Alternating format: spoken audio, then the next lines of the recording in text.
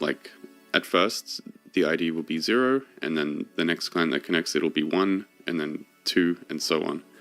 As the client map grows in length, each client will get the next consecutive integer as their ID. So if we get someone coming through on the unregistered channel, we're just going to simply remove them from the map. And we can't really just delete them from the map though, because that will make the next client's ID get reused. So we'll just set them to nil. And finally, if we get a packet in the broadcast channel, we're going to go ahead and loop through every client in our map. We're going to say if the ID is not equal to the packet's sender, then we'll just go ahead and send that packet. Let's see, Copilot here is saying send packet, but I'm going to go with process message. We're also going to pass in the sender ID, and we're going to pass in the actual message that's inside the packet. So we're going to break down the packet a little bit before we give it to the client. So we are going to need to define a couple new methods on the client interfacer. So let's go ahead and add an ID method. So this one should be pretty self-explanatory. It's just going to return the ID of the client. And we're also talking about a process message, which is going to take in a sender ID, and it's also going to take in a message. Okay, so far we have our hub's run method, which is looking pretty good. And we've defined a few things that we're going to need on our client interfacer. Let's go ahead and create a method that's going to actually serve a WebSocket connection to a client. This is going to be a method on the hub, and we're going to call it serve. And because the hub is pretty agnostic to the actual implementation of your server, so it doesn't actually care if it's a WebSocket server or not, you could create your own TCP server and still use the code in this hub.go file. We're going to keep things pretty general, and the first argument for the serve method is actually going to be a handler that we can pass in, sort of like the WebSockets handler, into this method. So we're just going to call this get new client, and it's actually going to be a function itself that takes a reference to the hub, an HTTP response writer, and a HTTP request. And this handler method is going to return a client interfacer and also an error, potentially. So this is the first argument. And this will become more clear once we start actually creating the connections and then sending them to the hub. And the second argument to this serve function is just going to be a HTTP writer. And the final argument is just going to be a HTTP request. If this method gets called, it means that we have a new connection from a WebSocket connection, or any kind of connection really. But in our case, it will be a WebSocket connection. So we can log that we have a new client connecting. We can actually get the remote address of the connecting client. And we're just going to create a new client interfacer like this. Use the handler method and pass in the writer and the request that we're getting on the serve function. We'll just do a quick check for an error. We can print the error like this. And we just return from this serve function if we do hit an error. But if we don't get an error, we can register this client with the hub. Each client interfacer is going to need to continuously read from the WebSocket connection and write to the WebSocket connection. And the power of Go and its concurrency model is we can easily do these things in a background thread. So we can just write Go. This is a special keyword that means do whatever I write next in its own background thread. So we're going to have something called a write pump, which is just going to be a loop that continuously writes to the WebSocket connection. And we're also going to run the client's read pump, which will read from the WebSocket connection. So these things don't exist yet, so let's go back up to our client interfacer interface and we can sketch those out. Alright, so now we've sketched out those methods that's going to be required for any client interfacer. And I'm just seeing we have a little warning here. It looks like I wrote print line instead of print F, so let's go ahead and get that fixed up. And now we have no errors in our file. So there's a few things that our client interfacer is going to be capable of doing, but there's just a few more things that I think every client interfacer should be able to do. Like, for example, it would be nice if there was some easy way to put a packet into the right pump. So let's go ahead and make a method for that. And we're just going to call this socket send. So this is, if we call this method on a client interfacer, it's going to tell it to just send a packet straight to the client. So basically express shipping straight to Godot 4.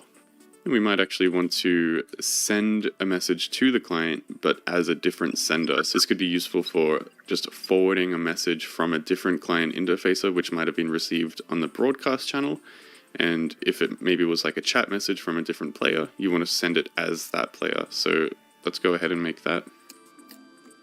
So puts data from another client into the right pump. So we'll just call this socket send as. And it will also take a message as its first argument, but it will also take a sender ID as the second argument. Let's also sketch out a method for forwarding a message to a different client for them to process. So this might be useful for maybe sending like a DM to a different client or something like that. You can send like a chat message, and then you can put yourself as the sender. And finally, every client is going to need a way to put packets into the broadcast channel easily. So let's go ahead and make a broadcast method.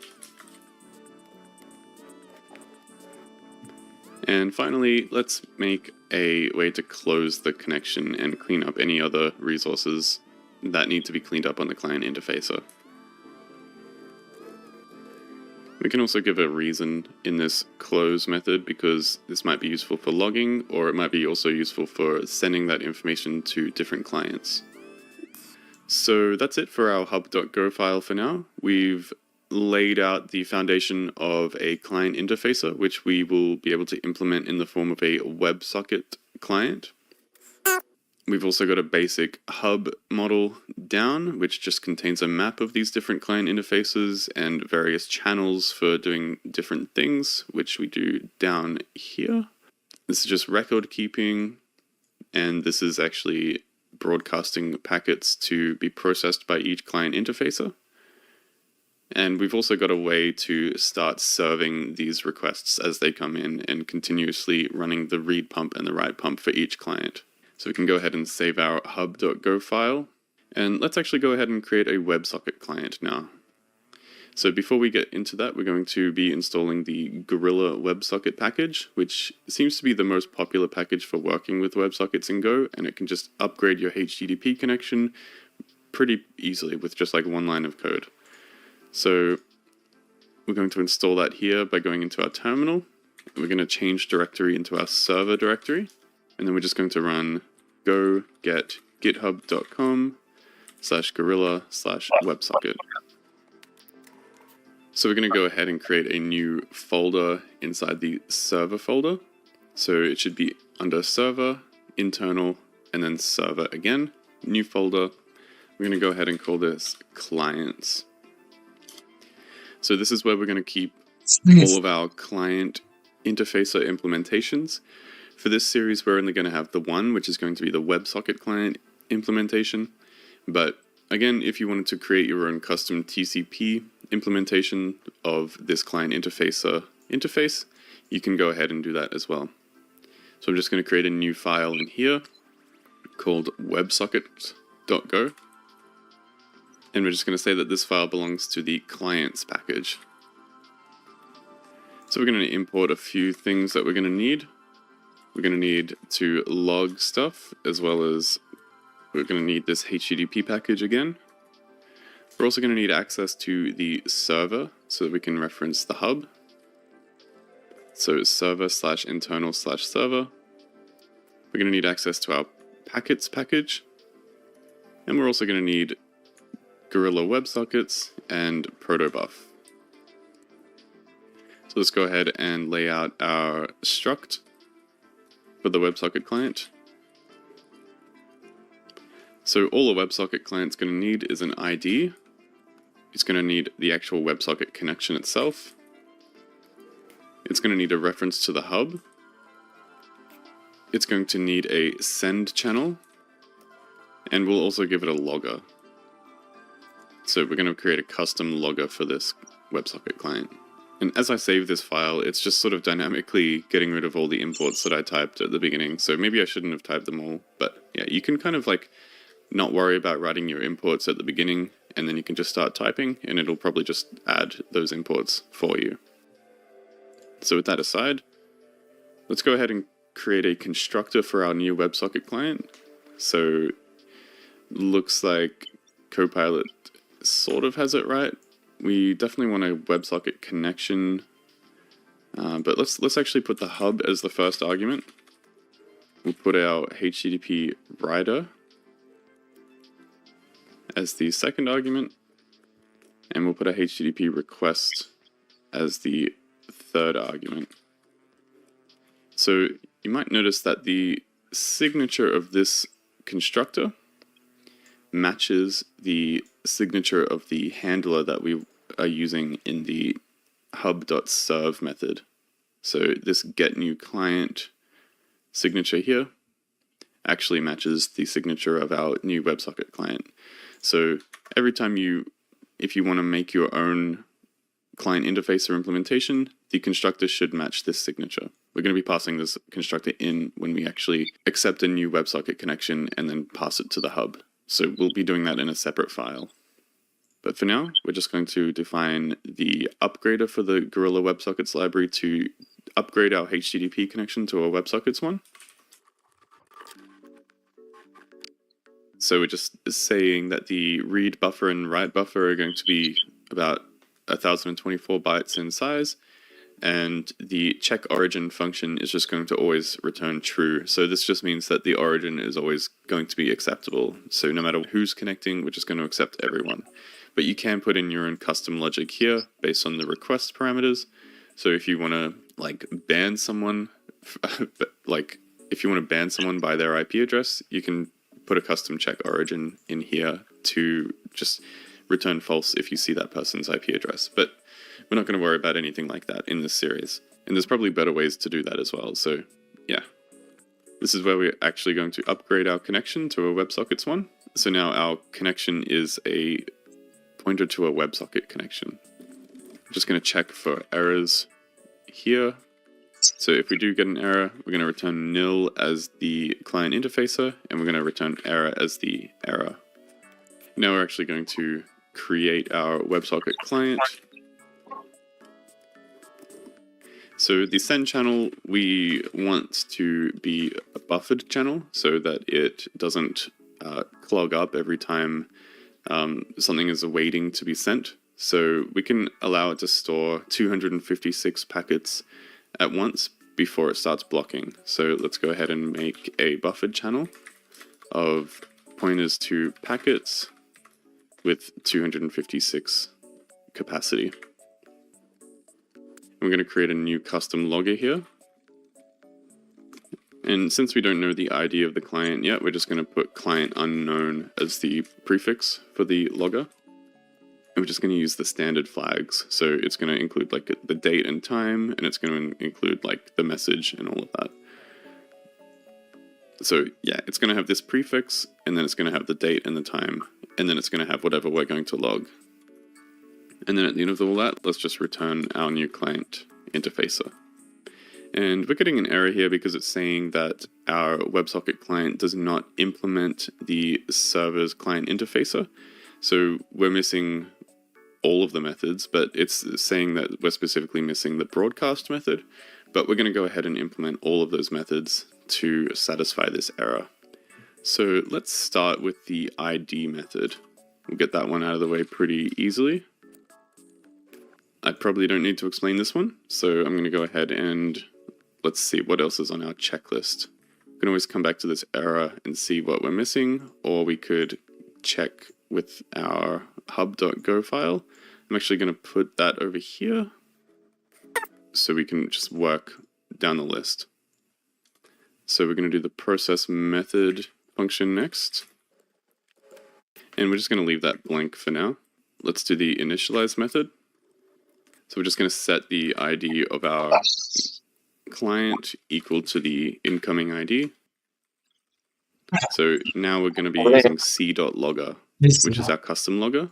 It'll just make the output look a lot more organized, especially when we have multiple clients connected. We're actually going to set the prefix now that we know our ID. And let's just use like a formatted string here. sprintf client, and then the number's going to go there. And we're going to use c.id, or I guess just ID. Doesn't really matter. And we'll just press Ctrl S so it will import the format package for us. There we go. Now let's do the socket send method. So this one's going to be pretty simple. We're actually not going to implement the logic in this method. We're going to pass that on to the socket send as method. So let's just go ahead and do c.socket send as. And we're going to send it as ourselves. So what's socket send as going to look like?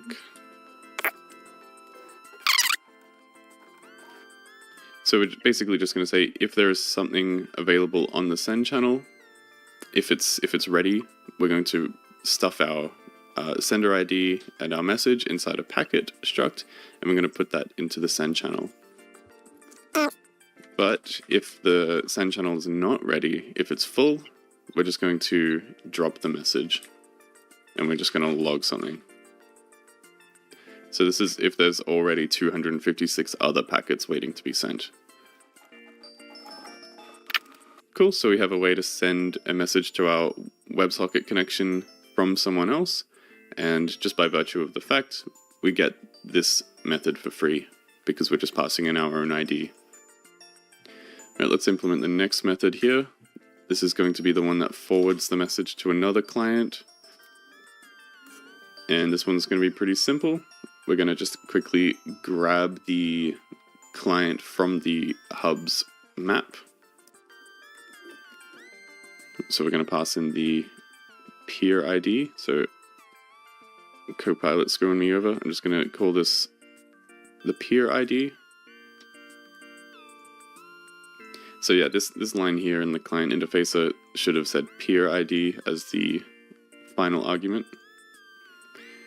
The sender ID is going to be us, and the peer ID is the person that we want to forward our message to. So we're just going to check to see if this peer ID is a registered client. We're going to tell them to go ahead and process our message. So the process message, the first argument is the sender ID, so that's going to be us.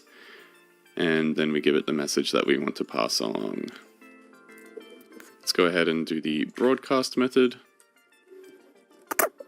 This one's going to be pretty simple. We're just going to be using the hub's broadcast channel and sticking our packet inside. And let's see. We've just got to do the read pump and the write pump now, and then the close method. So this one's going to be a fairly long function because it's responsible for interfacing directly with the WebSocket connection and reading messages from that WebSocket and processing them. So this is where we actually need to turn the raw data into protobuf packets, sort of like what we were doing at the end of the last video, and doing logic on that.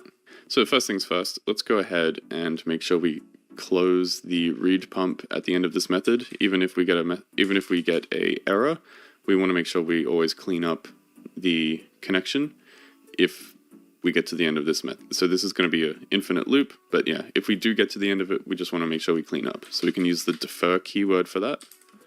And we're going to defer, we're going to make sure a couple of things get run. We're going to log a message, and then we're just going to close the client. So This is actually a method we haven't written yet, but we're going to go ahead and call it anyway. That's going to be this one, so we'll give it a reason, and we'll just say read pump closed. And then we go ahead and put a stub for that method, just to satisfy the IDE. So, first things first, we defer cleanup, but now we're going to start listening on the read connection. So we're just going to have an infinite loop. We're going to go grab data from the WebSocket connection. Going to check for errors. So we're just going to see if this was like an expected error, like for example, if the client quit and we can't read a message from them anymore. We're not necessarily going to log that as an error because it's pretty standard stuff. So we're only going to log something if we see something unexpected. So we can check on this error if WebSocket.isUnexpected close error. And here's where we're going to actually put in the list of errors that we do expect. So we've got like close going away. That's pretty expected. And we've also got close abnormal closure. Even though it has the word abnormal in the name, this is also something that we would expect. So we'll just go ahead and print out that error if we see it. And otherwise, well, regardless, we're going to break out of the loop, which is going to go and make sure that everything gets cleaned up. So now if we've made it this far in the loop, we've got some acceptable data, which is a slice of bytes. And if you watched the end of the last video, we already know what to do with that. We're going to go create an empty packet, and then we're going to unmarshal that packet. I've called it packets. There we go. Check for errors when we're unmarshalling the data into a packet. And if we get an error, then we're just going to continue and try to read the next packet. So we just won't worry about it. We're going to go ahead and add like a nice quality of life feature. So basically, we're going to make it so that if the sender ID was 0, we're going to assume it came from our own client. So when you're on the Godot side of things, there's only one person it's going to come from. It's going to be coming from yourself. Godot has no way of sending a packet as another person, nor should they.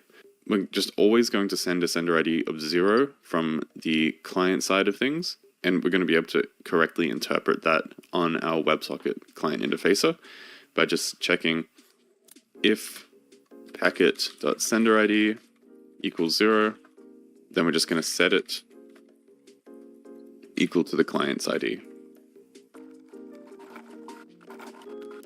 And finally, we're just going to go ahead and tell our client interfacer to process this message.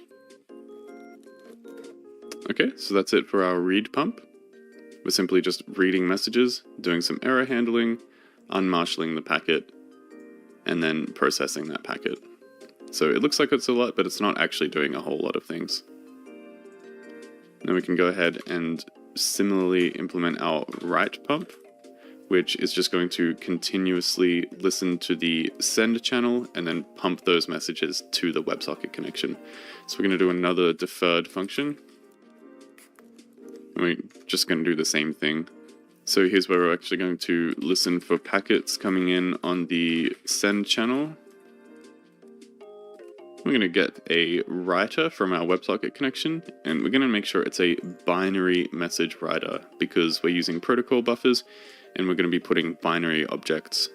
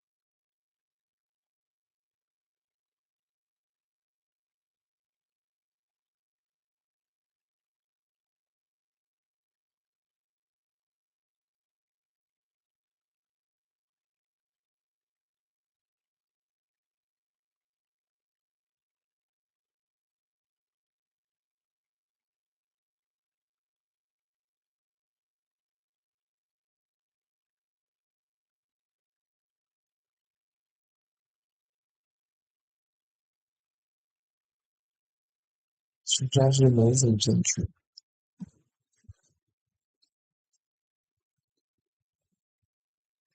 有证据的事情还是可以说的。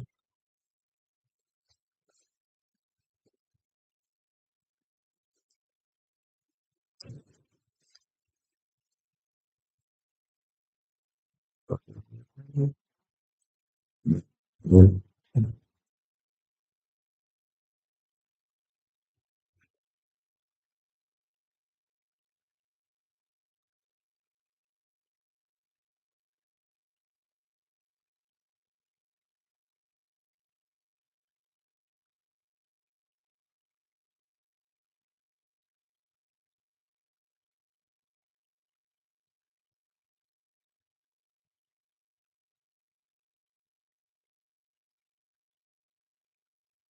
What's wrong with project?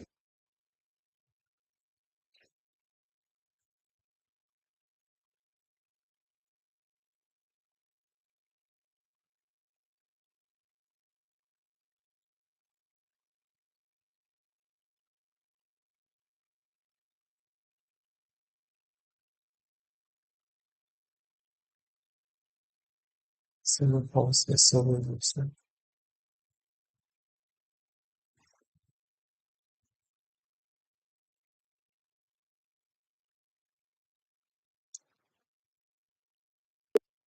What?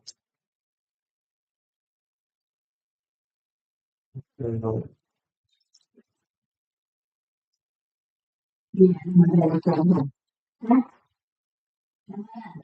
嗯。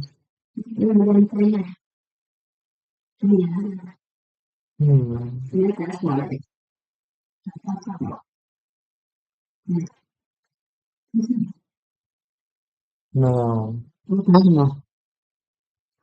简介要做工具啊，做一个工具。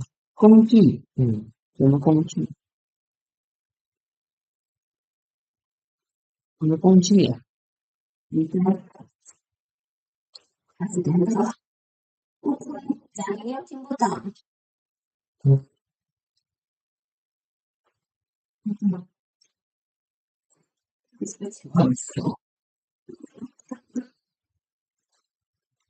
研究。你知道？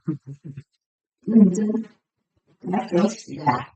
这个在无可能写，你命你要写啊。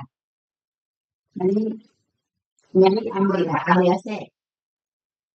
但是你这个工作了，还要去写，你的英语强调。嗯。那这整天这一天都干了。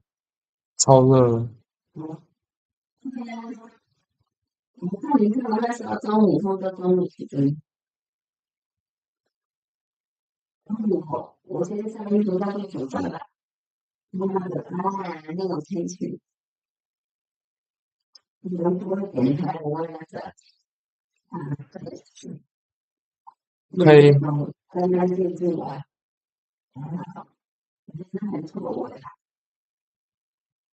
真的很臭味。我们都会有闻到汗臭味。不知道啊。还没去买那个，还要去买洗衣服那个。嗯。那是洗一洗，然后